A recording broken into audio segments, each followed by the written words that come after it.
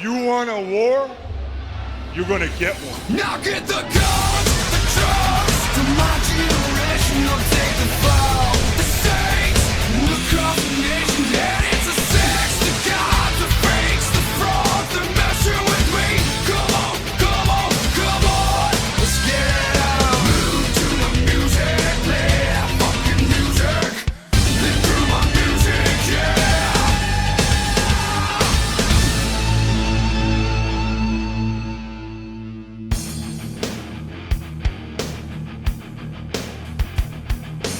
Welcome back to Reliving the War, Soldier, and welcome to the 7th of June 1999. It's crazy to think we're already halfway through the year. This week we've got Raw coming from Boston, Mass, while WCW Nitro takes place in Cleveland, Ohio. The first donation's been made to the Owen Hart Foundation. The amount got a little too big and I wasn't comfortable with that kind of money sitting in my accounts. After rounding the final number up, the grand total after t-shirt sales, ad revenue and super chats was an amazing 6,500 Canadian dollars. So well done guys, some amazing stuff right there, and I've legitimately been blown away by all of this. The money's already been donated. You can find the thank you letter and receipts in my community page or over on my Twitter page. And another donation will be made at the end of March, although I can't see it being as big as this one. But as always, I'll keep you guys updated. Again, thank you so much guys, absolutely incredible work.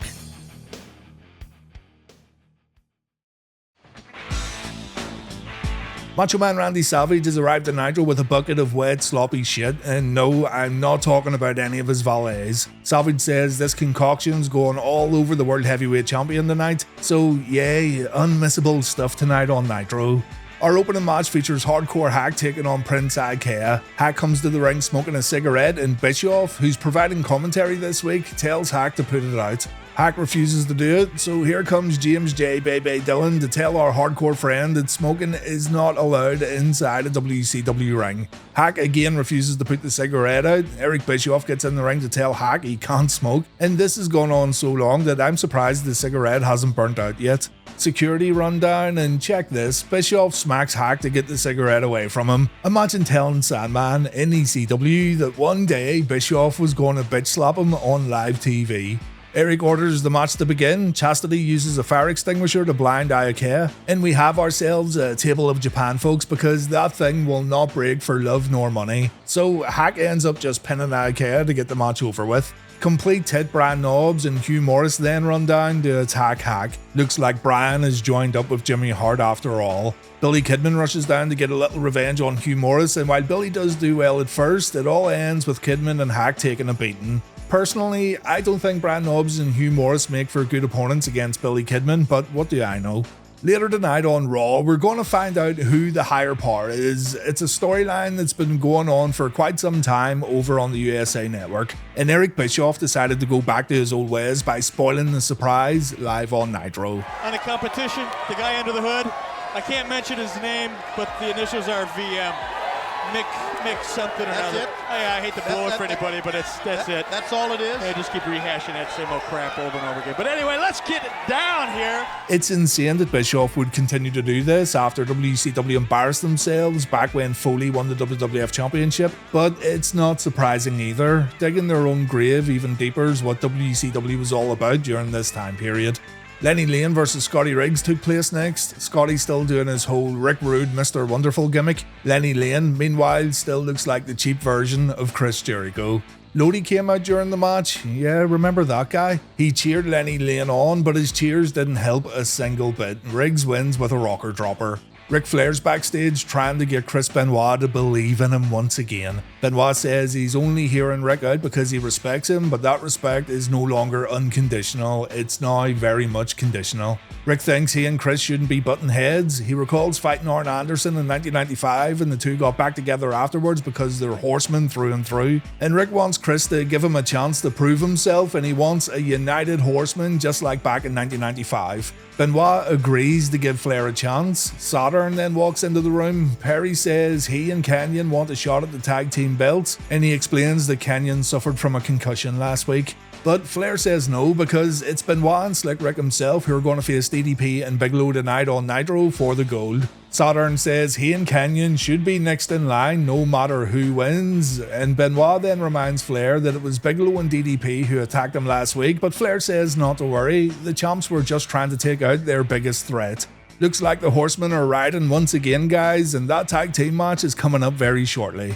Macho Pimp Randy Savage comes to the ring with his big bucket of doo-doo. He says Nash isn't in the building yet, so he's just going to have to wait until this Sunday to take Big Sexy's World Heavyweight title. Savage explains that his bucket contains some fully fermented poop straight from the Astrodome last week, and I hate to say it, but Macho just talks a lot here without actually saying anything. He bangs on about Kevin Nash having no guts, he tells the fans to shut up, he even tells the commentators to bring it on. The promo starts sinking quite a bit, but the fans get into it a bit more when Sting shows up. Sting says he's back in black while Macho's pretty in pink. Very good. And Sting thinks Macho should face him tonight in the Nitro main event. Macho agrees, saying he's going to treat this match as a warm-up for the Great American Bash, while also saying Sting needs a shampoo job, as in he needs that bucket of filth poured all over him. So Sting says it's showtime and the match is on. Nitro takes a commercial break and Big Sexy then walks down to the ring, holding the World Heavyweight Championship and what looks to be a very heavy bag filled with some very heavy wrestling gear, I don't know. Nash puts his bag on a chair and as he begins to speak, a fan keeps chanting HBK and shouting, "You're nothing without Michaels." How nice. Nash says he just got to the building, his gear is in that bag, he heard what Savage said, so it's time to fight. Macho walks down to the ring and the two throw zingers at each other. Nash gets the better of Macho here when he says, "I only brought one bag to the ring while you brought three." Nash gets out of the ring before Savage can throw his bucket all over him. Savage wonders where Nash is going and Kev says he'll only get in the ring if Randy puts the bucket down, if Team Madness open the ropes for him, and Savage gets on his knees to beg for a fight. Everyone complies, Macho gets down on one knee, the bag then begins moving and out pops a very flexible lady who then proceeds to pour Randy's wet shit all over the Macho Man himself. It was pulled off quite well, but Eric Bischoff laughing throughout the whole thing makes it almost unwatchable. He's not laughing, he's kinda screeching down the microphone. When everyone leaves, the ring crew decide to not change the ring mat either. Instead, they brush and wipe it down into the fabric of the ring canvas itself. So good job, lads. The whole roster's going to be rolling around in that mess for the remainder of the show.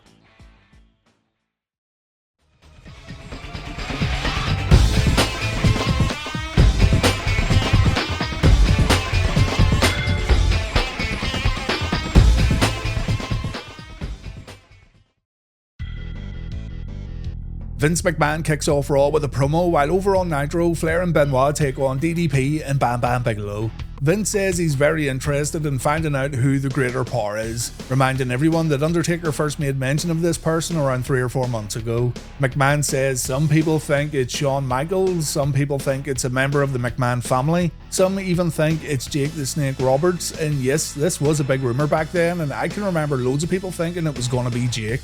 Vince says it doesn't matter, Mr. McMahon intends on going no holds barred with the greater power tonight in Boston. Vince believes the greater power is a McMahon family member, he actually thinks it's his son Shane, so Vince challenges Shane to a no DQ match tonight, and Vince says he'll put up his 50% of the WWF if Shane puts his half up. It's a winner takes all match if Shane accepts. The Boy Wonder comes out and Shane says it's on. The winner of tonight's match will control the World Wrestling Federation. However, in just a moment, Shane's going to go to the back, he's going to get the Undertaker, and the greater power will be revealed to everyone before the match takes place.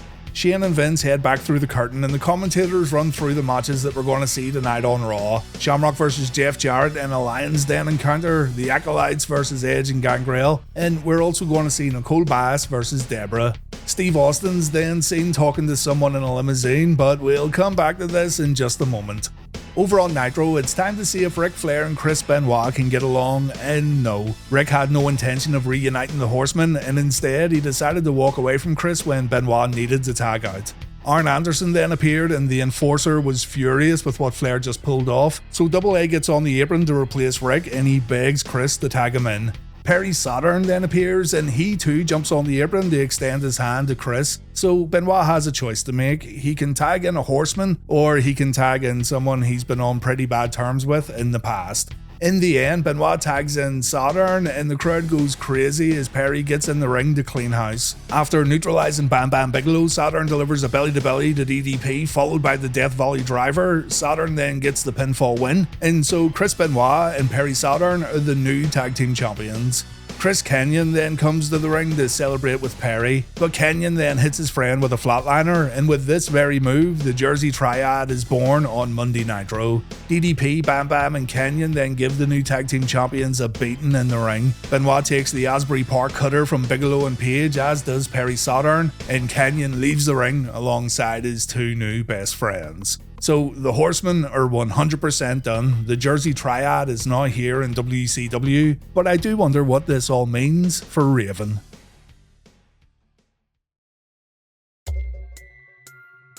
The corporate ministry reveal who the higher power is next on Raw. On Nitro, Damien and Cyclope versus Silver King and La Parka. Right, here we go. The Undertaker reminds everyone that the whole reason he built the Ministry of Darkness was for this very day, the arrival of the greater power. The day of reckoning is now at hand. It's time to find out who this person is, this power that's even greater than the Lord of Darkness himself. Jim Ross points out that Shane McMahon is not standing in the ring as the higher power makes his way down the ramp. The greater power then holds the microphone and we hear Shane's voice. But Shane then walks out the entranceway to tell everyone that the higher power is cold and calculating, a master of mind games. He's methodical in his methods and a master of human psychology. Shane wants Vince to come out and reveal the higher power to the entire world. It would be an honor for the corporate ministry if Vince is the man who shows everyone who this guy is. But Vince appears on the screen and he says he's just fine where he is in the backstage area. He tells this demonic SOB to reveal himself to the world right now, and then it happens. It's me, Austin! Oh, son of a bitch! The crowd boos as they realise they've been had. McMahon takes great delight in rubbing it in, and he says even his own family bought into his whole plan. Vince is happy that he fooled everyone, but he also says this is all Stone Cold Steve Austin's fault. Austin left Vince with no other choice, and Vince's actions prove that Mr. McMahon will do anything to make Austin's life a living hell. Vince thanks Shane, he thanks the WWF Champion, The Undertaker, he thanks the rest of the corporate ministry for their work over the past few months, but then Linda and Stephanie McMahon appear on the stage, and when Stephanie asks her dad how could he do this and how could he be so cruel, Vince says it was just business. Vince still loves his daughter, but all of this, the kidnapping, everything, it was just business. Linda wants to talk a little business of her own, and she reveals that Vince and Shane have been lying. They don't own 50% of the company, all four McMahons own the company equally, and Linda is just as responsible as Vince for the success of the World Wrestling Federation. Linda called in an emergency meeting with the board of directors, and there's going to be some changes in WWF headquarters back in Stamford. There's going to be a relaxed dress code where folks don't have to wear suits. They could maybe wear cut-off jeans if they really wanted to. Profanity is going to be allowed in the office, and employees will now be allowed to drink on the job. In short, Stephanie's given up her 25% of the company, Linda's stepping down as CEO, and Linda's handpicked her own successor. The new CEO can run the company as he sees fit. The glass shatters, Stone Cold Steve Austin comes out wearing a red tie, and Stone Cold's going to serve as the new CEO of WWF. Austin begins his run as CEO by removing his power tie and giving McMahon the power finger. He then drinks on the job before consulting his clipboard, and Austin says he's given himself a title shot and he plans on getting his WWF title back as soon as possible. He also took the liberty of booking himself in a match against Vince and Shane at the King of the Ring pay-per-view. And tonight on Raw, Shane McMahon's going to compete in another 2-on-1 match when he meets X-Pac and Kane. All members of the union, except Mick Foley, are allowed to select their opponents tonight. Mick's at home nursing an injury, unfortunately. Triple H is going to face The Rock in a cast match, meaning Hunter's leg's going to be in a cast and Triple H can feel what it's like to go into a match at a disadvantage. And finally, if anyone has a problem with how Stone Cold's running things, they can find his dressing room backstage. If he's not busy drinking beer, he just might open the door, and that's the bottom line because Stone Cold said so. Austin goes backstage and he gets a corporate gift from Stephanie and Linda, a new briefcase, a magical briefcase filled with magical beer. Austin has a drink with Stephanie and Linda before Raw moves on, and there you have it. McMahon was the greater power all along, but Stone Cold is the new CEO of the World Wrestling Federation. Over on Nitro, mate, how can I talk about this match after what just happened on Raw? It's a hardcore tag team match with four of WCW's longest serving luchadors. This drop toe hold looked pretty good as Laparca's head smacks off a trash can in the corner, but the chairman of WCW got a little revenge by hitting Cyclope with a chair on the outside. Damien also used a chair to great effect on Silver King, and the fun and games continue on as the guys start throwing themselves out of the ring while trying to do as much damage as possible. The match ended with Silver King performing a tornado DDT on Cyclope through a table. Laparca then put Damien through a table with a top rope powerbomb, and Damien also took a powerbomb on two chairs, and those chairs had no give whatsoever. Laparca and Silver King win on WCW Nitro, and the fans in attendance enjoyed this one.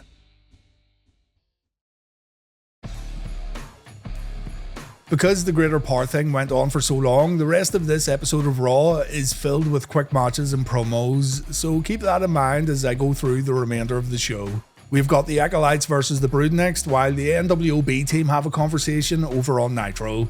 Edge gets beaten up on the outside, and when he gets in the ring, he falls victim to a double shoulder block. He tries a diving crossbody, but Bradshaw catches Edge for a fallaway slam, and then Farouk comes in with a big old spinebuster. Already, Edge needs to desperately tag out. He tries to get a break following a facebuster, but Farouk tags out quickly and Edge has to deal with Bradshaw once again. Gangrel finally gets tagged in after Edge's missile dropkick, and the crowd don't react to the tag at all. As the match breaks down, the Hardy Boys and Michael Hayes walk down the ringside. A little miscommunication in the ring makes Farouk's clothesline look terrible, but Bradshaw makes up for it with a clothesline from hell. So the tag team champions win this match, and the Hardy Boys try to jump Christian. Edge ends up saving his kayfabe brother, and the Hardys and Hayes escape back through the curtain.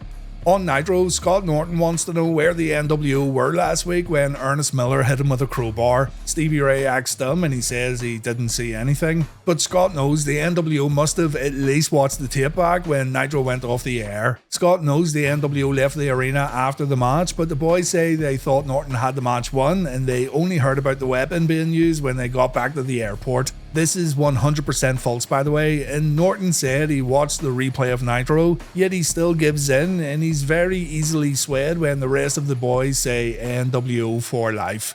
It's pretty amazing seeing this company get so lost with the storyline. No one knows where this is going, and there's no doubt in my mind that this is all getting made up as they go along. The Union come out to select their opponents on Raw, while on Nitro, it's Ernest Miller versus Horace Hogan. Guys, do you want me to just start covering Raw on its own from now on? My goodness. We see two fans in the audience wearing Kane and Mankind masks, and you're not fooling anyone. You know and I know exactly who this is.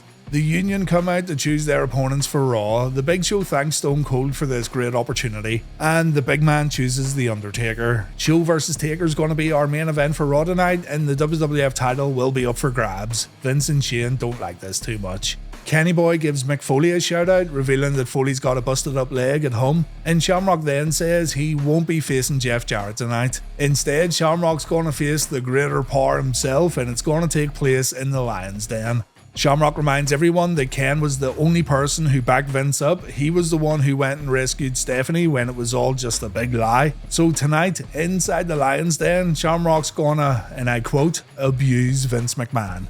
Test then wants Stephanie McMahon to come down to the ring. Bit of a weird choice if you ask me. But Test doesn't want to give Steph the old pump-handled slam. He wants to take her out on a date. Maybe he can pump-handle her after the date. But Test gets down on one knee to ask Stephanie out, and Lil Miss McMahon doesn't hesitate when she says yes. Shane and Vince are seething backstage, and Test thinks he's getting lucky tonight. On Nitro, not only does Ernest Miller lay out his usual open challenge, he gets Dave Penzer to introduce him as the greatest of all time and the Godfather of Soul. I know Miller's run improves quite a bit later in the year, but personally, I think his run up until this point has been extremely boring. It's been the same thing every week since he turned heel, and I know everyone loves the cat, but you gotta be honest too. As mentioned though, his run does get better soon. Horace Hogan answers the challenge, and it looks like the Cat's got some sick new ring gear. Hogan Jr. goes to work on Ernest, and just like last week, the Cat ends up in a bad spot. But the crowbar comes into play once again as the NWO watch on in the backstage area. Hogan gets clocked, Miller wins via pinfall, and this time the NWO decide not to leave the arena and instead they rush down to attack Ernest and Ono. The Kid and his manager run away, and Stevie Ray promises to get revenge for Horace later on. I bet the NWO doesn't do a damn thing.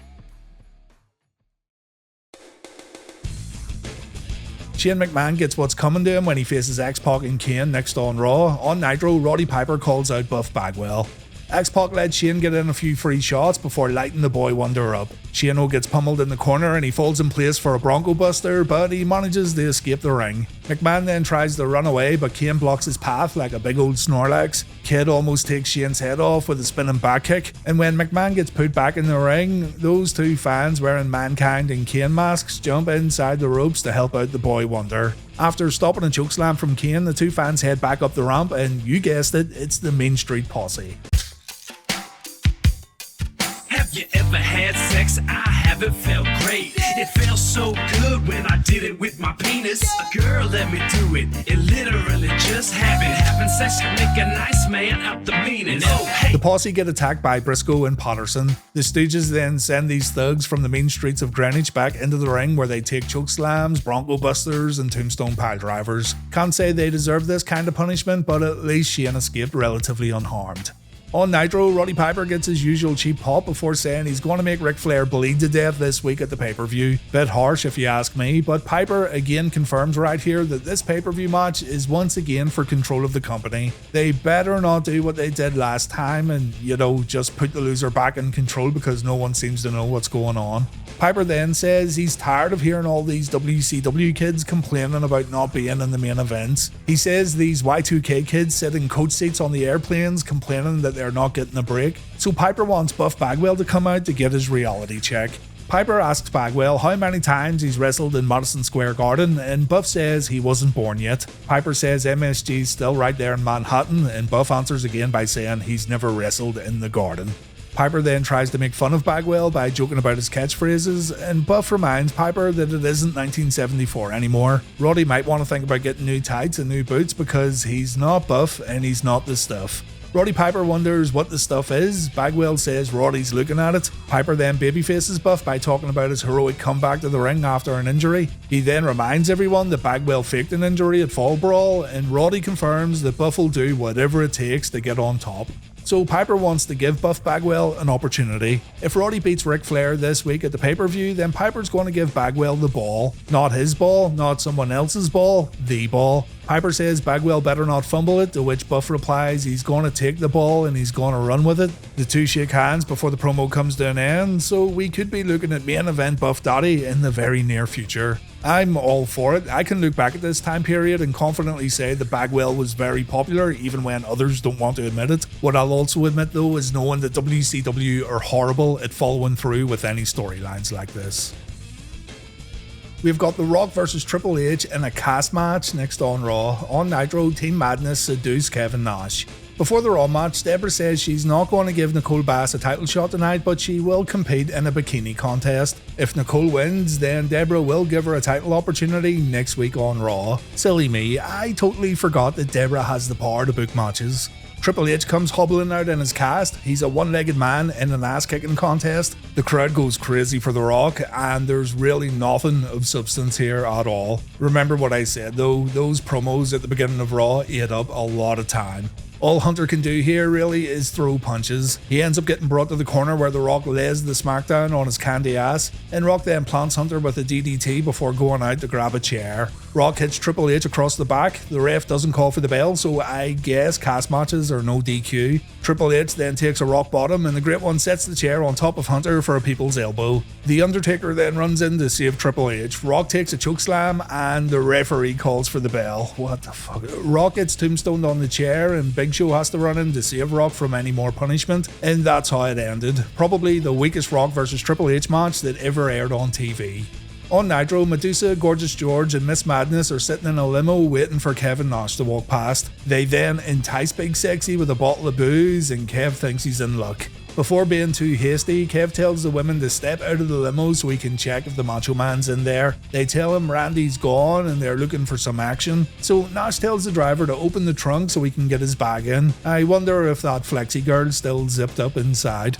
Team Madness tells Kev to get in the limo. That dumb son of a gun Kevin Nash gets right in the vehicle, and then the door gets locked. Surprise, surprise. Macho has a "where to Stephanie" moment, only he calls Nash a smartass before asking him if he wants to go for a ride. And Macho proceeds to park the limo up against the dumpster before quickly getting out of the vehicle. A white Hummer then drives straight into the limousine. Yes, it's the white Hummer. It reverses up just to come crashing in over and over again. So the question is, who's driving the white Hummer? It's not any member of Team Madness because they can all be seen in the background, but maybe we'll find out this week at the pay-per-view. It looks like Randy Savage has found himself a little backup.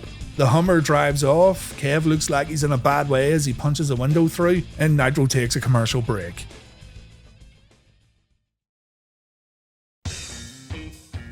We've got the Raw Bikini contest up next, plus the Godfather versus Billy Gunn. On Nitro, it's Bobby Duncum Jr. versus Rey Mysterio Jr., the battle of the juniors. I was able to put these two Raw matches together because practically nothing happens. The women show their bikinis while Jerry Lawler gets a semi. The crowd decide that Debra's the winner. Jeff Jarrett and Val Venus begin fighting, and it all ends with Nicole accidentally hitting Venus with Double J's guitar. She didn't hit Val flush at all, and it looks like the neck of the guitar cracked Val right at the top of the head. He begins bleeding too, so I'm sure this hurt quite a lot. Val gets angry, and this time Nicole pushes back. She says she's not going to take this before saying "screw you," and Nicole leaves the ring without Val Venus. Usually it's Val kicking women to the curb, so Venus gets a taste of his own medicine tonight on Raw. We then see Ken Shamrock and Mr. McMahon getting prepared for their upcoming Lansdowne match. That match is going to take place after Billy Gunn I'm a nice man. meets the Godfather in the ring for a one-on-one match. But before we check that out, we see another GTV clip where PMS are talking about dicks. Yes, that's right. The girls are talking about Val Venus, Billy Gunn and Dustin Rhodes all packing tiny Todgers. And what's interesting here is the fact that the camera feed gets cut off as soon as Dustin gets mentioned. Something that absolutely no one brings up when talking about GTV on YouTube or whatever.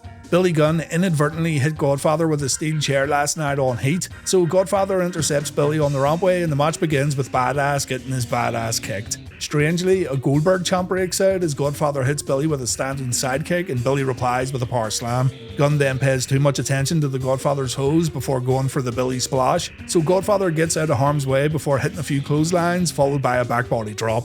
Godfather then gives Billy a ride on the hoe train before tumbling out of the ring, and the referee stays distracted long enough for Road Dogg to hit the ring and deliver his pump-handled slam. The Godfather then hits a leg drop, and the Godfather defeats Billy Gunn tonight on Raw.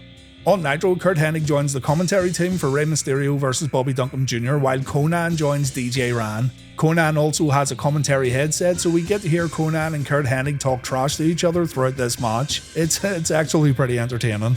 Rey Mysterio thinks this episode of Nitro stinks, so he's wearing a gas mask. And as Bobby Duncum Jr. goes to work, Conan says watching Curt and Bobby wrestle is just like slow dancing with his sister. It's fantastic. Bobby's all over Rey in the early going, but Rey comes back with a springboard leg drop and an Arabian press moonsault. Conan reminds everyone that Rey Mysterio's a Jan killer, while Curt Hennig reminds everyone that rap is crap. A flying head scissor sends Bobby D out of the ring, and we can see Mysterio has a busted lip right here. The match resumes with Rey taking a shoulder breaker followed by a few elbow drops, but Bobby misses a snake eyes attempt and Mysterio pulls off a Bronco Buster. When Rey goes up for a Hurricane Rana, Curt gets involved and the ref calls for a DQ, so Conan ends up running down to the ring for the save. Bobby and Curt get out of harm's way, and Hennig says Conan and Rey are going to get trashed at the Great American Bash. This is the most personality Curt Hennig's shown on WCW since he turned his back on the Horsemen. It's good to see, and long may it continue.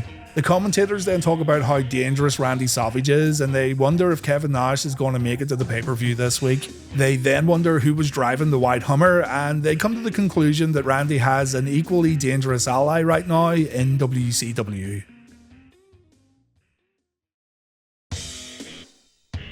Al Snow vs Droz on Raw. The Steiner brothers cut a promo on Nitro. Droz comes down to the ring with Prince Albert. Albert's been with Droz for a good few weeks now, but this is the first time we have seen him on Raw. Snow lures Droz to the backstage area and he tries to use some drywall as a weapon, but it's incredibly flimsy and it breaks before impact. Droz gets the better of Al for just a moment, but Al's in control as the two head through some double doors and into an arena bar, and the two end up fighting behind the bar while throwing drinks at each other. Snow tries to slide Droz down the bar just like they do in old western movies, but it's not the same, is it? Snow then realizes this one's going down the toilet fast, so he decides to end it by throwing a potted plant at his opponent before smacking him with some sort of ornament he found at one of the tables. Sometimes it feels like Al Snow's wasted in these kind of matches. He improved so much while in ECW and his matches upon returning to WWF were good. These hardcore matches really don't show us what he was capable of at all.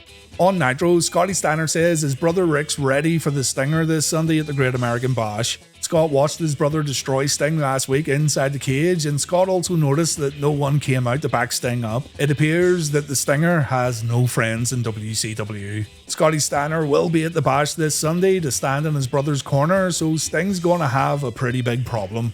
Rick says he and his brother are at the top of the food chain. Anyone who steps up to the Steiner brothers need to realise that Rick and Scott will be all over them like a pack of wild dogs. If Rick finds Sting in the dog pound, he's gonna take him out. Rick's the DFG and he backs down from nobody. Disco fever, yeah, yeah, yeah, yeah.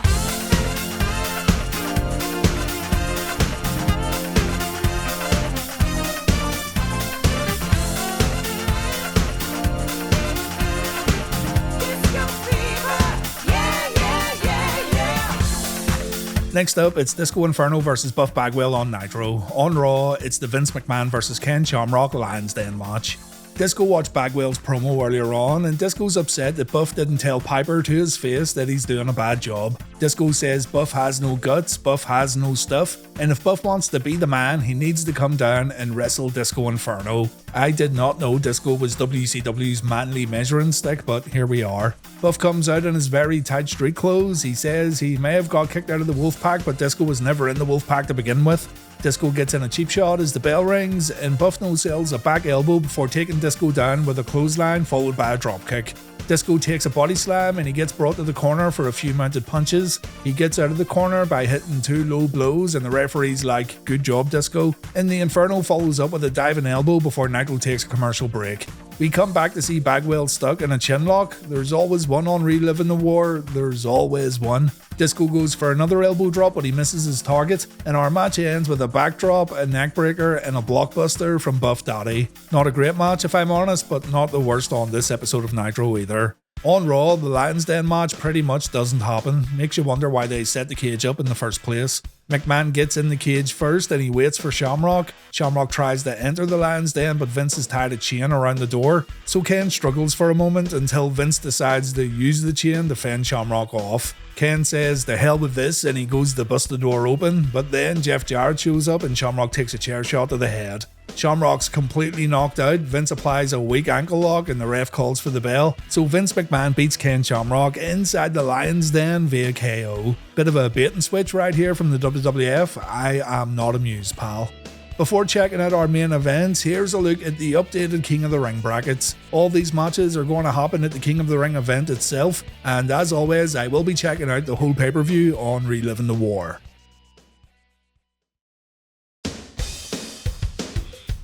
Raw ends with a Big Show versus The Undertaker for the WWF Championship. On Nitro, it's Sting versus Macho Man Randy Savage. The Nitro match begins with Gorgeous George jumping on Sting's back, allowing Macho to get in a few early punches. The two end up on the outside, and after Savage does a little damage at the guardrail, Miss Madness and Medusa decide to get in on the action. Sting's very much outnumbered in this matchup. Back in the ring, Savage chokes out Sting on the canvas before delivering a right hand that rocks the Stinger pretty badly. Another chokehold, more punches from Macho. I'm starting to notice a pattern here, and keep in mind, Macho's wrestling in the main event this week on pay-per-view.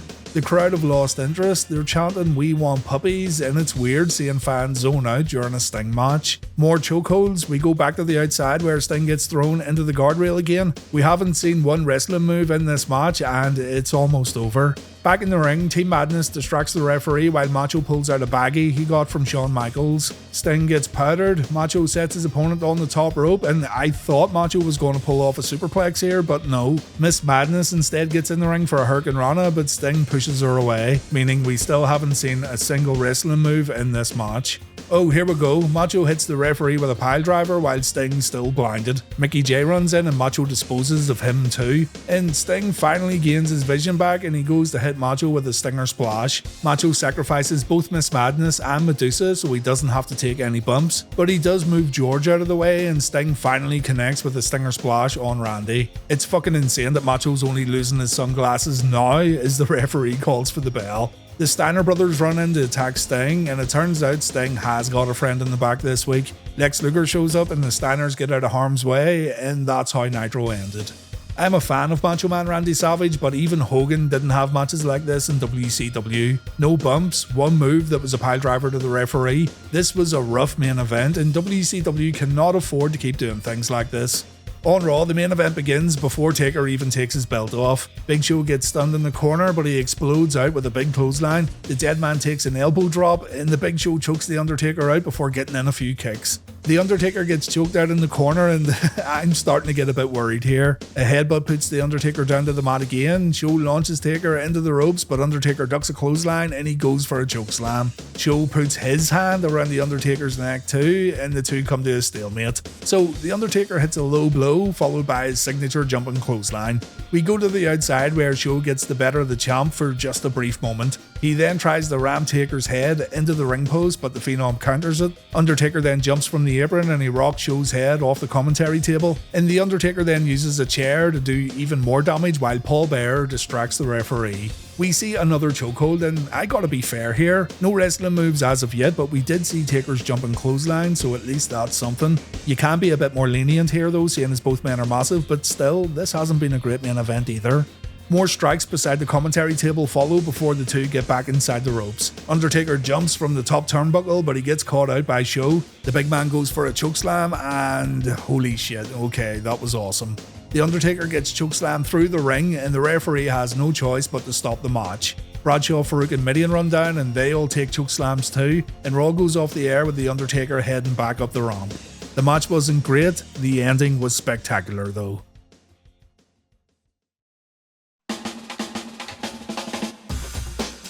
Raw wins Reliving the War this week, and it's getting less and less likely that Nitro's ever going to win again. I always try to weigh things up fairly, and I like seeing Nitro win, but not this week unfortunately. The opening Raw promos were highly entertaining. The matches afterwards were all way too short, but the show ended brilliantly with the Big Show's chokeslam. Nitro's main event completely killed the crowd. It was bad to watch on TV, and there wasn't much going on Nitro to get excited about. Raw's now on 97 points, Nitro's on 71 points, and we've got 19 ties on the board. In the TV ratings, Raw went up to a 6.7, Nitro dropped slightly to a 3.2. Next up, it's WCW's Great American Bash 1999. I'm very interested in seeing how certain guys perform on this show, and it does feel like opinions could be swayed on certain wrestlers based on what happens. Rick Steiner's getting featured in a Falls Count Anywhere match against Sting. Buff Bagwell's got his make or break match against the Disco Inferno? Okay. We've got Piper versus Flair in a match that simply needs to be better than their last encounter. And of course, Mr. Bumps a Lot himself, Randy Savage, is going up against Kevin Nash. Either it's going to be good or it's going to be absolutely abysmal. Either way, I'm going to have fun with it, so join me this Sunday and we'll see what happens in Baltimore. Thank you very much for watching, guys. I do appreciate it. And please take care.